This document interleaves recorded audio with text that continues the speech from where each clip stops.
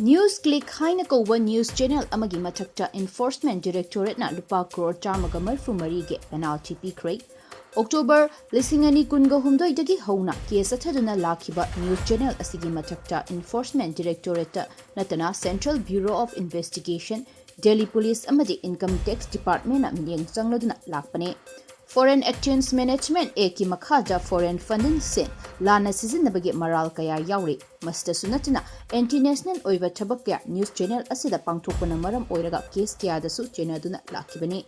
Case asida chenariba American billionaire amadi hauzik fawba response piraktana leiri. Foreign contribution regulations eki makhada maral laibasing fagatnaba makhata na case asi chathagi ka tauri.